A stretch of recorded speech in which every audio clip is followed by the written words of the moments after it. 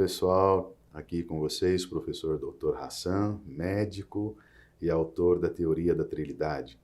Como vocês têm acompanhado os vídeos, a Teoria da Trilidade e o raciocínio humano, então ela envolve várias questões e é uma teoria que se aplica a várias áreas do conhecimento. Hoje, o meu convidado aqui é o professor Dr. Adailton, advogado, especialista em Direito Empresarial, mestre em Processo de Ensino, Gestão e Inovação, presidente e coordenador de setor de sindicância e inquérito da Universidade Federal de Uberlândia, responsável pelo NAP da FATRA, né, Faculdade de Medicina. Seja bem-vindo, doutor. É um prazer recebê-lo aqui para a gente discutir um pouco a teoria da trilidade aplicada ao direito. Então, a minha primeira pergunta para o senhor. Como o senhor vê a teoria da trilidade aplicada no direito ou como ela pode contribuir com a questão do direito no país ou como um todo? Ok. Inicialmente, bom dia a todos, né?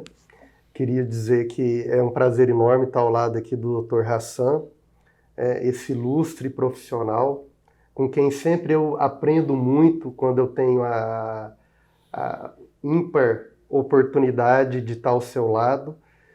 É muito bom, né? Fiquei muito satisfeito. Obrigado, professor. E espero poder contribuir dentro da minha área de conhecimento, com as suas anotações, com as suas colocações. Espero responder aí as suas perguntas. E vamos lá então. Pois bem, sob o meu ponto de vista, eu vejo que a teoria da trilidade em muito pode colaborar e ajudar no raciocínio jurídico. O direito é esse conjunto de normas gerais e positivas que são criadas por um povo de acordo com, considerando um determinado momento histórico, de acordo com as necessidades desse povo. Então, o direito surge a partir do momento que a sociedade, né, os integrantes dessa sociedade têm uma necessidade de regulamentar determinadas situações. Isso é fato. Só que uma das coisas que pega no direito e que muitas das vezes são questionadas, porque o direito ele fica muito no campo do certo e do errado. Ou você praticou aquela conduta, você fez aquele procedimento, você tomou aquela atitude de acordo com o que a lei autoriza, aí está tudo ok. Ou você contraria o que está prescrito ali na norma e você vai ser sancionado. Isso é o que a estrutura, o arcabouço, o esqueleto do nosso ordenamento jurídico pátrio. Certo? Nós temos a Constituição Federal, que é a lei maior do país, né, que dita todas as normas, ali está consignada as normas gerais que vão direcionar todas as demais normas que vêm logo após, que são chamadas normas infraconstitucionais, infra porque está abaixo da Constituição. Pois bem, agora eu pergunto para vocês, existem determinadas situações, né, onde que o Estado, obrigatoriamente, ele tem que, não sei, não tem outra palavra para usar aqui, que ele tem que invadir a intimidade de alguém. Quais casos que são esses? Nós sabemos que a Polícia Federal, principalmente, não desmerecendo as outras, que tem um trabalho belíssimo, ela tem um serviço, né, composto por profissionais muito bem capacitados e habilitados, serviço de inteligência, que muitas das vezes ela tem que invadir, ela tem que interceptar, por exemplo, um telefone, para ela chegar no bandido, para ela chegar ao autor que está praticando determinada irregularidade e que está causando, né, um dano, um mal né, um constrangimento, um dissabor, um prejuízo para alguém ou para uma sociedade, para uma comunidade como um todo. Por que eu estou dizendo isso para vocês? A regra é que eu não invada, né, a intimidade da pessoa. A regra é que eu preserve, mas determinadas situações eu tenho que fazer isso, porque senão eu não consigo, né, alcançar o objetivo maior do direito. Qual que é o objetivo do direito? É a pacificação social. É dar a cada um o que lhe é de direito. É equilibrar as relações, de forma que um interesse não se sobreponha ao outro. Que eu não venha me valer de algo, né, do meu poder, da minha influência, né, em demérito do fundamento maior da República Federativa do Brasil, que é a dignidade da pessoa humana.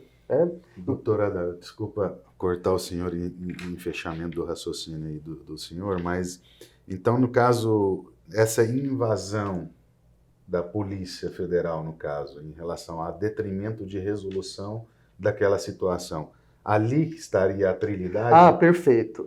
Inclusive, professor, eu ia até entrar nessa parte aí para te falar. É justamente que a teoria da trilidade ela entra porque entre o que é certo e o que é errado, né, existe algo, né, que permeia, que está ali entre os dois, que pode ser utilizado e deve ser utilizado. E vão mais a fundo, professor. Nós temos lá no direito penal as excludentes de ilicitude. Quais que são elas? A legítima defesa, o estado de necessidade, o estrito cumprimento do dever legal e o exercício regular de um direito. Nós sabemos que lá no Código Penal, lá no artigo 121, é bem claro, matar alguém, né? Você matou alguém, né? Demonstrou-se que você teve o dolo, a intenção determinada, né? Ou você assumiu o risco de produzir o resultado, que é o dolo eventual, você cometeu um homicídio e você pode ser penalizado, né? Você pode ser preso, você pode ser encarcerado, uma pena privativa de liberdade por até 20, 30 anos, ok? Só que existem situações, por exemplo, um meliante, ele adentra, né? Ele adentra a minha residência e ele saca uma arma e ele vem para cima de mim tentando tirar a minha vida ou de alguém que está ao meu lado, né? De um familiar, de um amigo, alguém que esteja ali. E eu, né, precavido, saco uma arma primeiro do que ele e atiro nessa pessoa e, por infeliz sorte, essa pessoa vem a óbito. Evidentemente que ali ocorreu um homicídio, não se tem dúvida disso. Porém, ele foi feito em que circunstância? Em legítima defesa. Então, a teoria da trilidade, ela se encaixa perfeitamente porque ela vem para falar, espera aí, isso é proibido, né? Existe uma consequência, mas será que nesse meio, entre o... não tem algo que eu possa pensar, algo para eu resolver essa questão, né? E muitas das vezes chegar até um resultado melhor? Eu, por exemplo, eu também eu coordeno o setor de sindicância e inquérito de todos os campos da Universidade Federal de Uberlândia. Lá eu lido com conflito e o tempo todo tentando mediar situações de conflito dentro da instituição. Então tem situações ali que chegam para mim que requerem um raciocínio não do certo e do errado, mas o que pode ser feito, né, naquela situação para... como que eu vou dizer para vocês? Às vezes existem outras maneiras, outras alternativas que eu posso utilizar e que eu vou chegar ao mesmo resultado do que usando a força da espada, podendo-se assim dizer, né? A pena máxima. Eu acredito, né, me corrija se eu estiver errado, que a teoria da trilidade ela vem justamente para te mostrar outras possibilidades para você resolver questões, né? Muitas das vezes questões que geram grandes impactos na sociedade, né? Tá vendo? Só para Então a teoria da trilidade, ela é clarear perfeita. um pouco para quem está nos assistindo que a criação da teoria da trilidade, ela veio justamente para contribuir, que a questão é a teoria da trilidade e o raciocínio humano. Então, como ela envolve uma questão de pensamento, de raciocínio, de encontrar uma saída para qualquer situação, se você pegar desde os tempos filosóficos, né, científicos, religiosos, nós vamos ver que a humanidade foi condicionada a pensar em dualidades. Então, o professor aqui citou no campo do direito a questão do que é certo e do que é errado. É o crime e a lei. Então, a pessoa comete um crime e tem uma lei contrária que pune aquele crime. Mas será que todas as situações, ou em todos os campos do saber, não existe algo a mais que nós não enxergamos? E é isso que nós defendemos e é isso que nós trazemos aqui enquanto conhecimento ou como alternativa ou ainda uma expansão deste raciocínio. Porque do ponto de vista neurológico, a questão do raciocínio humano, ela envolve várias situações. E quando a gente fala de trilidade, apesar do nome trazer uma ideia de 3, ela vai além do número 3. Diferente do que, historicamente, toda a humanidade foi condicionada a pensar entre o sim e o não, entre o certo e o errado, entre o rico e o pobre. Então, essa dualidade incrustada na mentalidade humana, talvez ela promoveu um retardo no desenvolvimento da humanidade em vários campos, seja ela física, química, matemática, direito. Então, o contexto do que nós estamos tratando aqui é que existem outras possibilidades de pensamento onde pode ser aplicada a várias áreas do conhecimento, a exemplo aqui do direito, com o professor Adailton, que está nos expondo essa questão e fazendo essa discussão conosco. Então, professor, só para a gente continuar aqui com a nossa discussão, nossa bela discussão, existem ainda as questões das cláusulas pétreas que o senhor acabou de citar agora. Eu queria que o senhor explorasse um pouco mais esse assunto e tentar demonstrar que aonde a teoria da trilidade se aplica e como a modernização do direito, se é assim que eu posso dizer, está mudando junto com a nossa visão aqui enquanto pesquisador, enquanto autor dessa teoria. Exato. Professor, você expôs muito bem aí essa questão da dualidade. O direito, ele lida, né, ou lidava, está havendo uma mudança, mas ainda continua muito forte, a questão da dualidade, o que é certo, o que é errado. Tanto é verdade o que eu estou dizendo, quando você está na esfera da administração pública, o seu atuar é totalmente condicionado ao que está na lei. O que é permitido, tanto que é permitido como que é proibido, tem que estar consignado em lei. Você não tem muita opção, tá vendo? Você não tem muita opção. E isso, muitas das vezes, trava, né?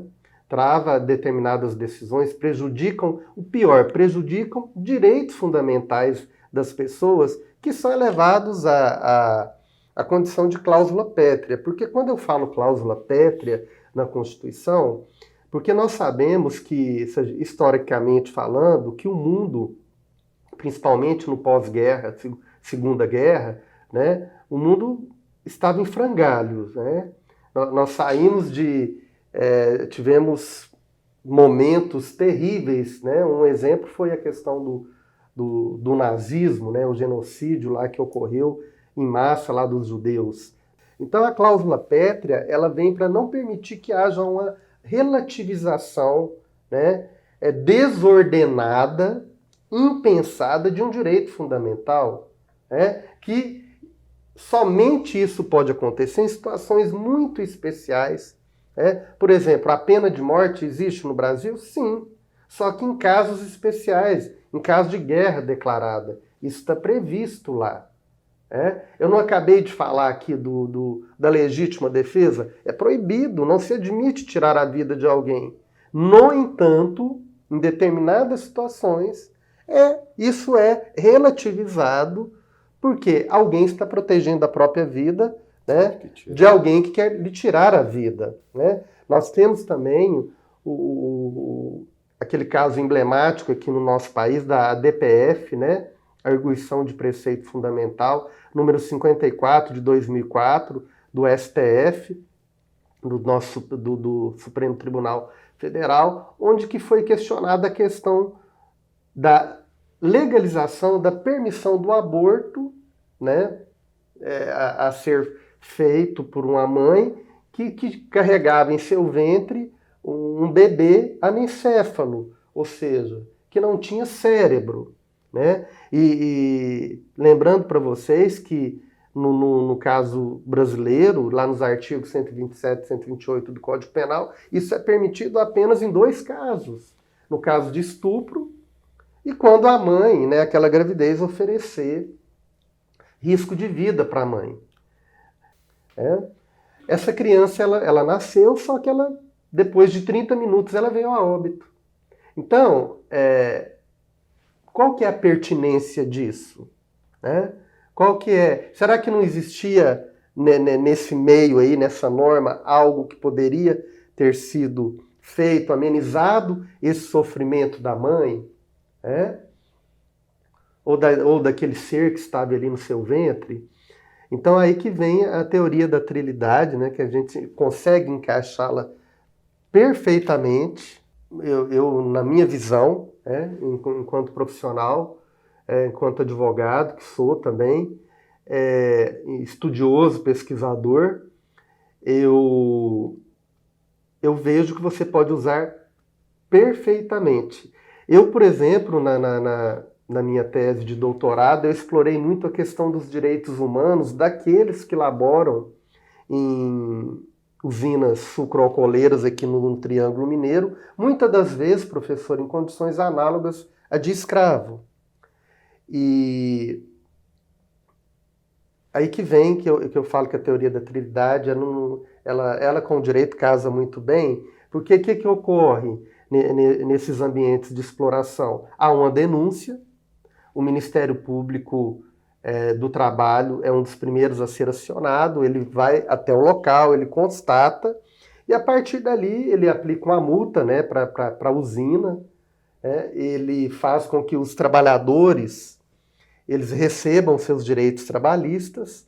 Mas agora eu pergunto para vocês, será que somente isso basta? Será que não tem algo a mais que eu possa fazer para que esses trabalhadores não voltem para esse ambiente de exploração, para que eles não tenham mais a sua dignidade humana ferida, para que eles vislumbrem outras possibilidades? E que muitas vezes não é discutido, né? Não é discutido, por quê? Por causa dessa dualidade.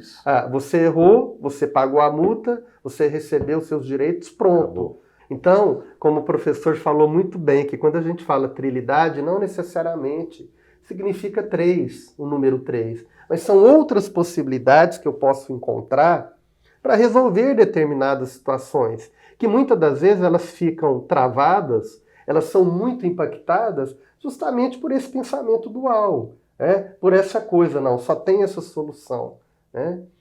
E eu até falo, respeito muito o professor Hassan aqui, admiro muito esse posicionamento, porque eu também, enquanto pesquisador, eu sempre procuro, uma solução a mais. Porque a gente fica preso ao certo e ao errado, porque não nos é permitido, muitas das vezes, a gente ir além daquilo que foi posto para a gente. E a teoria da trinidade ela vem para falar, não, para com isso. Tem muitas possibilidades, além dessas regras convencionais, dessas convenções que foram lhe repassadas, professor? Então, era exatamente essa parte que eu ia explicar melhor, que o nosso objetivo, enquanto trilidade e raciocínio humano, é que a gente é muito crítico da questão da dualidade, dessa coisa engessada, dessa coisa fixa, que não mostra, ou que não condiciona, ou que não treina as pessoas para que elas possam expandir melhor os seus pensamentos. Então, será que a nossa vida, se você pegar o conceito de dualidade enquanto história da humanidade, inclusive ela foi muito utilizada para explicar a existência humana. Então, o céu e a terra, o mal e o bem, sabe? Essa coisa de dualidade engessada, muitas das vezes a gente precisa utilizar, igual você está falando da questão do direito. Eu tenho um crime, eu tenho uma lei para ser aplicada. Mas será que sempre essa coisa engessada tem que ser assim? Nós, enquanto pesquisadores do assunto da trinidade, não vemos isso com bons olhos. Então a gente acredita que isso tem que mudar, né? Por isso que a teoria se aplica em vários ramos do conhecimento, novamente, e aí nós estamos aqui discutindo a questão da trinidade. Vejamos só o quanto essa questão da dualidade e da trinidade pode mudar a história de vida da pessoa, né? Enquanto a gente conversava anteriormente à nossa gravação, o professor Adailton me contou uma história de vida, né? Sobre um personagem, uma pessoa, que entre dizer não ou sim, ou tomar uma outra atitude perante aquela situação, ela perdeu a carreira, né? Exato. Ela simplesmente destruiu sua vida enquanto profissional daquela função que ele estava desempenhando. Alguém solicitou algo para ele, num ambiente de trabalho. Perfeito, perfeito. E aquilo suscitou com o fim da carreira profissional dessa pessoa. Por quê?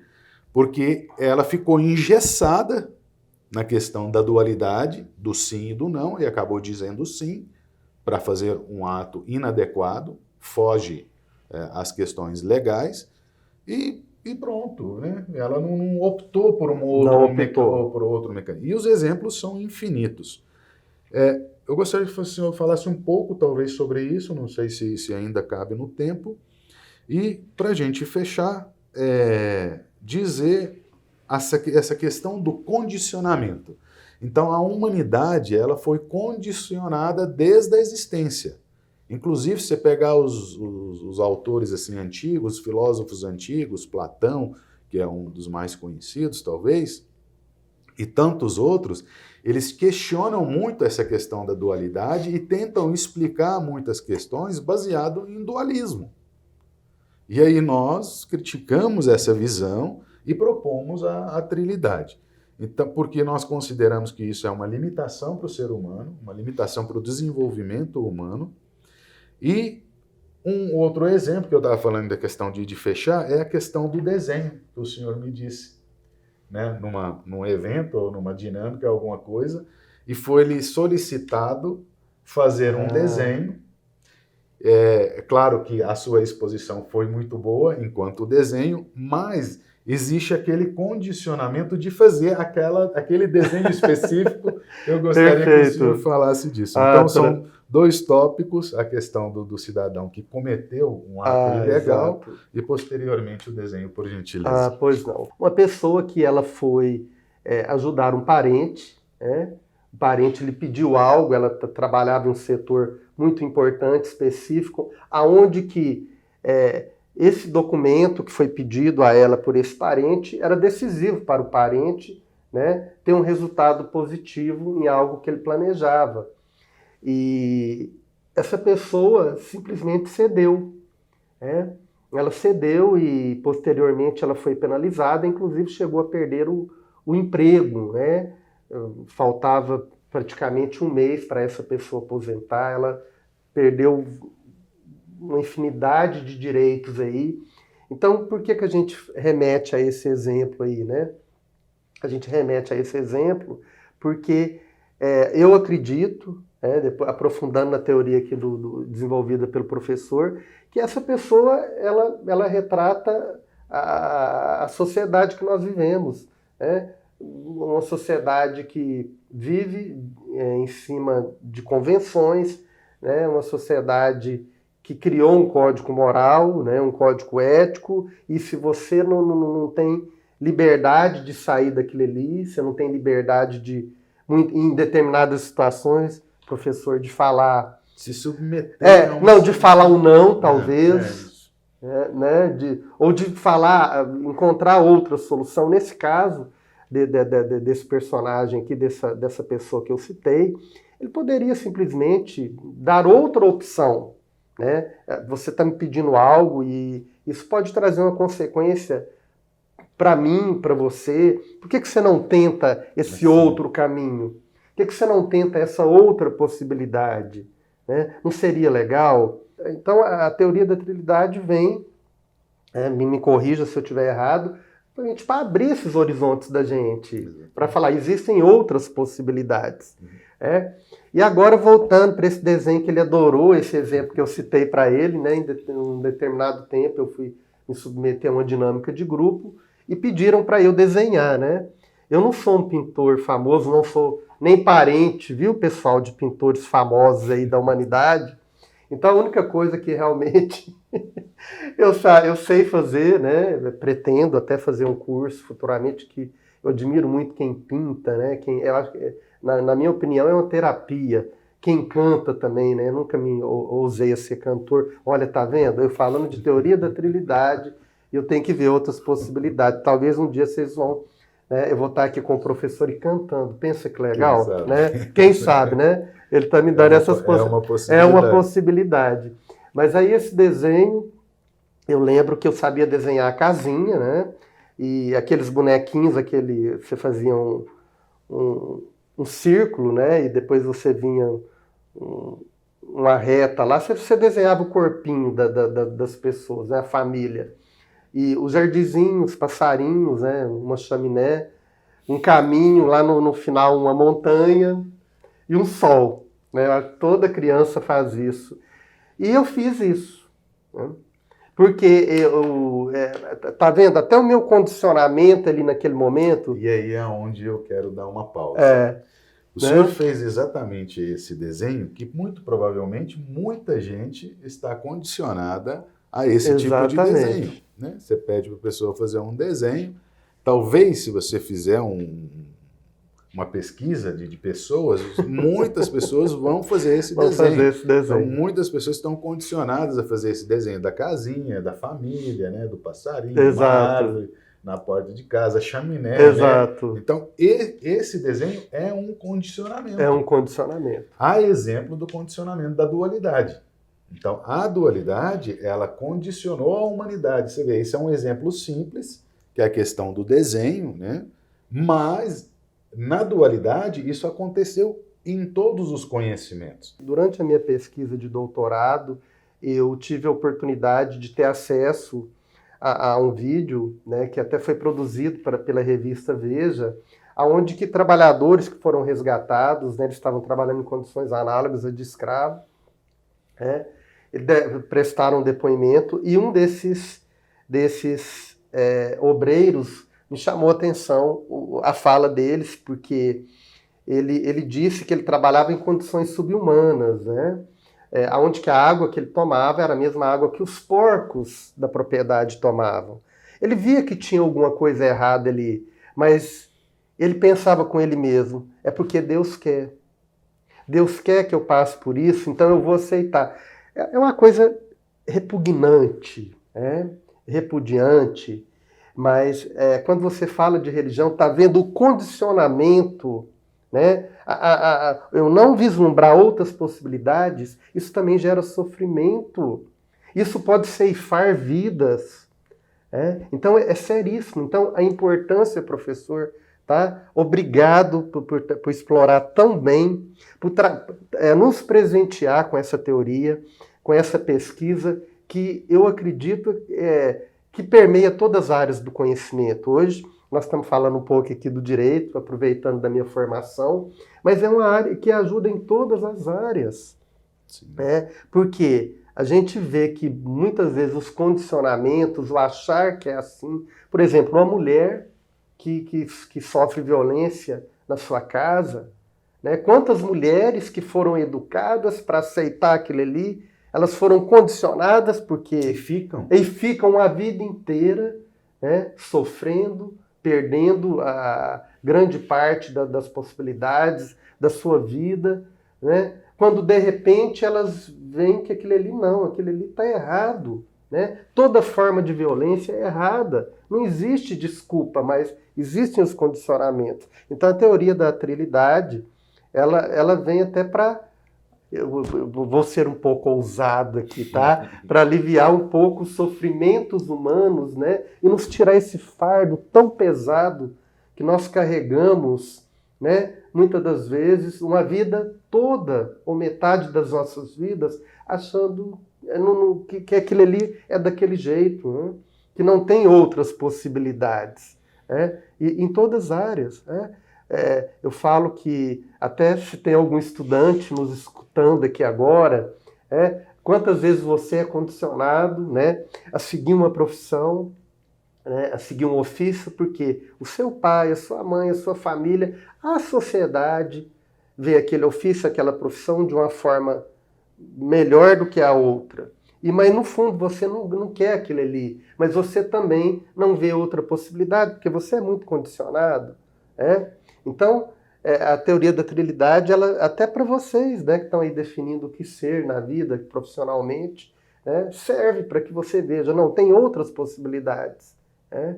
Outras possibilidades que vai me fazer feliz, que vai me fazer legal. E quando eu estou motivado, quando eu estou feliz, eu estou de bem com a vida, com aquilo que eu estou fazendo, tudo muda. Né? Além de eu estar bem comigo mesmo, eu estou fazendo um bem para a minha pessoa, eu estou fazendo bem para aqueles que estão desfrutando do meu trabalho, que estão precisando de mim. Então isso é muito sério. Né? A gente fala aqui, não é só questão científica, um bate-papo qualquer, está vendo como que isso é importante? Né? A gente saber que, além de tudo isso que a gente está vendo aqui, né, existe algo a mais?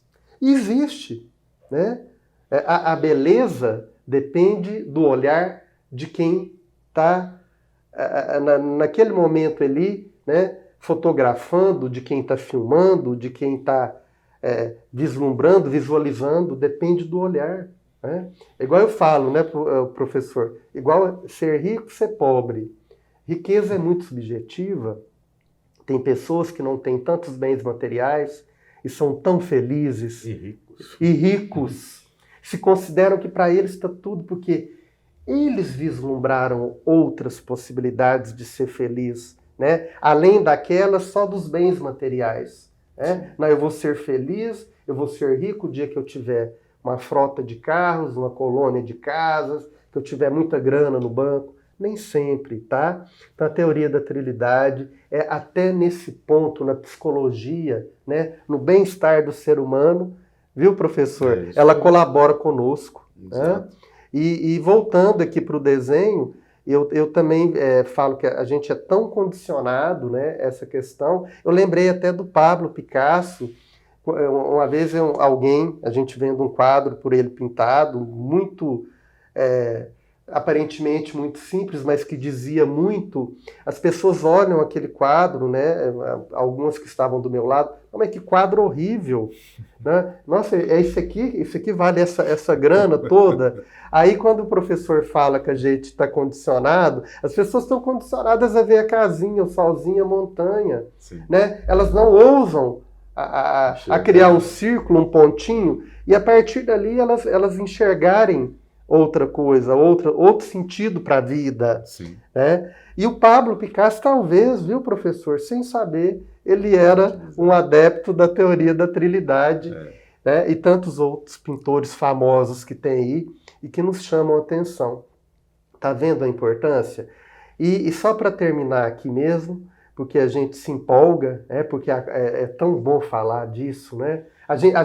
Eu falo que eu estou saindo tão rico dessa discussão com esse nobre aqui pesquisador, que realmente eu estou até pensando, viu, gente, depois até lançar, né, uma obra e falar um pouco dessa teoria em um dos capítulos, por que não?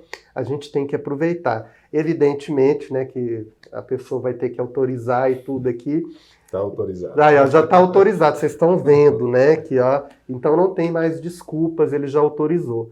Mas aí eu falando lá do meu desenho, né, que eu não usei seu Pablo Picasso, eu fiquei no condicionamento, mas ao mesmo tempo, quando eu fui interpretar aquele desenho, porque eu precisava interpretar na época para eu ser aprovado, Então, eu interpretei de uma maneira a atender os anseios ali do que eles estavam esperando, né? Mas eu já vou adiantar que o senhor transcendeu, né, essa questão do condicionamento, e aí vem as suas explicações aonde entraria a trilidade, que não ficou naquele condicionamento. Exatamente. Então eu né? queria mostrar aqui para quem está nos assistindo que existia esse condicionamento do desenho, mas no caso aqui do professor Adailton, ele transcendeu essa situação, porque ele explicou esse desenho. Então, na mente dele, mesmo que tinha esse condicionamento do desenho, que era fixo, né, que é uma coisa muito óbvia para muita gente, ele veio e explicou aquilo de uma forma que foi além da questão do condicionamento e da dualidade,